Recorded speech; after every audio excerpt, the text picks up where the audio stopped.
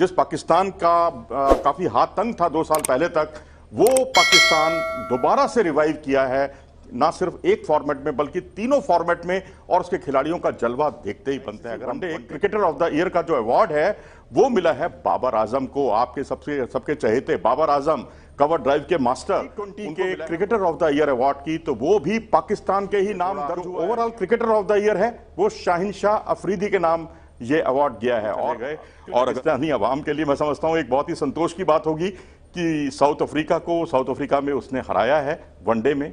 वो बात दूसरी है कि भारत नहीं हरा पाया, क्योंकि भारत क्लीन स्वीप का शिकार हुआ है साउथ अफ्रीका से। 2-1 से पाकिस्तान ने हराया था साउथ अफ्रीका को। बाबर आजम, उनको हम कवर ड्राइव के लिए जानते हैं, हम उनको बैकफुट पंच के लिए जानते हैं जो कवर की दिशा में जाते हैं, और शानदार उनका प्रदर्शन और पूरी दुनिया भर में उनका डंका। और एक समय तो सिर्फ विराट कोहली की ही चर्चा होती थी। बाबर आजम वनडे क्रिकेट के किंग हैं।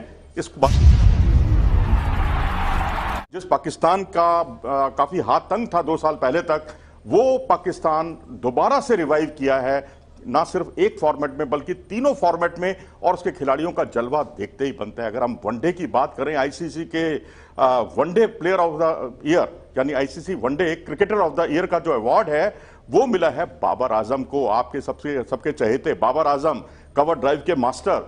उनको मिला है वनडे का सर्वश्रेष्ठ खिलाड़ी का पुरस्कार।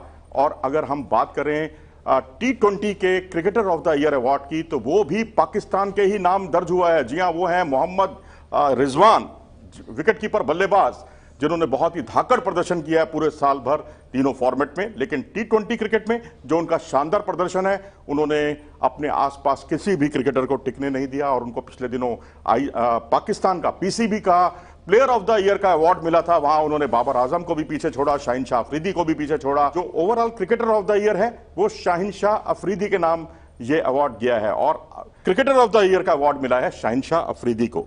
एक ऐसे खिलाड़ी जो आर अश्विन के साथ एक कंपटीशन उनका चल रहा था टेस्ट क्रिकेट में, क्योंकि अश्विन के विकेट ज्यादा थे और अफरीदी के विकेट कम थे, लेकिन उन्होंने इंपैक्ट छोड़ा है तीनों फॉर्मेट में और परफॉर्मेंस रहा। और भारत के खिलाफ भी उन्होंने T20 वर्ल्ड कप में भारत को जीतने नहीं दिया था, और पहली बार जो पाकिस्तान की टीम वर्ल्ड कप में जीती है भारत से, उसमें शाहिनशाह अफरीदी का बहुत बड़ा रोल, बहुत बड़ी भूमिका। उन्होंने 3 विकेट चटकाए थे, अहम विकेट चटकाए थे, और अपनी स्विंग के फनकार साबित हुए थे उस मैच में, और अपनी टीम के लिए स्टार साबित होते हैं। अगर हम बाबर आजम की बात करें, बाबर आजम का दुनिया भर में डंका बज रहा है। एक ऐसा खिलाड़ी जिसे वनडे क्रिकेट का player of the year award से नवाजा गया है। ये भी तीनों फॉर्मेट में खेलते हैं और दुनिया के चुनिंदा खिलाड़ियों में से एक हैं जो तीनों फॉर्मेट में, जी हाँ, तीनों फॉर्मेट में कप्तानी करते हैं। केन विलियमसन हो या फिर बाबर आजम हो, ये टेस्ट हो, वनडे हो, T20, अपनी टीम को सफलता की सीढ़ियां चढ़ाते चले गए। और पाकिस्तानी अवाम के लिए मैं समझता हूं एक बहुत ही संतोष की बात होगी कि साउथ अफ्रीका में उसने हराया है वनडे में। वो बात दूसरी है कि भारत नहीं हरा पाया। भारत को अब खैर मूल्यांकन इसका करना होगा नए सिरे से, क्योंकि भारत क्लीन स्वीप का शिकार हुआ है साउथ अफ्रीका से। 2-1 से पाकिस्तान ने हराया था साउथ अफ्रीका को।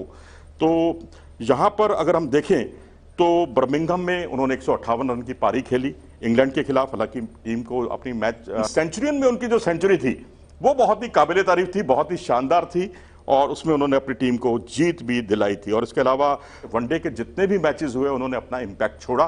तो बाबर आजम, उनको हम कवर ड्राइव के लिए जानते हैं, हम उनको बैकफुट पंच के लिए जानते हैं जो कवर की दिशा में जाते हैं, और शानदार उनका प्रदर्शन और पूरी दुनिया भर में उनका डंका। और एक समय तो सिर्फ विराट कोहली की ही चर्चा होती थी, लेकिन आज खाली विराट नहीं बल्कि विराट के साथ साथ बाबर आजम की भी उतनी ही चर्चा होती है जितनी की विराट कोहली की होती है। तो ये अपने आप में बहुत ही महत्वपूर्ण। और बात करते हैं मोहम्मद रिजवान की, एक ऐसा प्लेयर जिसने इतना इंपैक्ट छोड़ा T20 क्रिकेट में, T20 इंटरनेशनल मैचों की मैं बात कर रहा हूं, क्योंकि इस खिलाड़ी ने, अगर आप देखें तो 4 बार 2021 में 4 ऐसी सीरीज रही, ये मैन ऑफ द सीरीज रहे हैं। सीरीज के सर्वश्रेष्ठ खिलाड़ी के पुरस्कार से इन्हें नवाजा गया है, और बांग्लादेश को 3-0 से हराया। उस जीत के महानायक मोहम्मद रिजवान, क्योंकि बांग्लादेश को आप T20 में अंडर एस्टिमेट नहीं कर सकते। एक ऐसी टीम जिसने ऑस्ट्रेलिया का भी पुलिंदा 62 रन पे बांधा था, न्यूजीलैंड का भी पुलिंदा उन्होंने 60-62 रन के आसपास बांधा था, और न्यूजीलैंड में टेस्ट सीरीज में तो हराया, एक मैच में हराया, लेकिन T20I की जो सीरीज थी, ऑस्ट्रेलिया से भी जीती, न्यूजीलैंड से भी जीती बांग्लादेश ने, उसी बांग्लादेश को पाकिस्तान ने पटकनी दे दी, चारों खाने चित किया और 3-0 से सीरीज जीती। और उसके जो महानायक थे, मैन ऑफ द सीरीज थे, वो थे मोहम्मद रिजवान। इसके अलावा जिम्बाब्वे के खिलाफ 3-0 की जीत में भी जो मैन ऑफ द सीरीज थे वो मोहम्मद रिजवान ही थे। और जिम्बाब्वे से जब 2-1 से सीरीज जीती थी तब भी man of the series Mohammad Rizwan थे। और साउथ अफ्रीका से जब सीरीज जीती 2-1 से, उसमें भी जो महानायक थे वो मोहम्मद रिजवान ही थे। बहुत बड़ी बात है कि अगर टीम में बाबर आजम जैसे खिलाड़ी मौजूद हों या अन्य खिलाड़ी अच्छा प्रदर्शन कर रहे हों, हफीज हों, शोएब मलिक हों, ऐसे तजुर्बेकार प्लेयर हों, और उसके बावजूद मोहम्मद रिजवान कंसिस्टेंटली लगातार अच्छा प्रदर्शन करते हुए अपना एक अलग वजूद बनाए और अपनी टीम को जिताए, मैन ऑफ द सीरीज बने। एक ही साल में 4 सीरीज में मैन ऑफ द सीरीज बनना अपने आप में यही दर्शाता है कि ये खिलाड़ी अद्भुत है, बेमिसाल है। इसकी जितनी प्रशंसा की जाए उतना कम है। 2021 में 1326 रन 29 मैचों में बनाना T20I क्रिकेट के, और उसमें 73.66 का औसत। T20I क्रिकेट की बात कर रहा हूं मैं, 73.66 का औसत है और 135 के आसपास का इनका स्ट्राइक रेट है।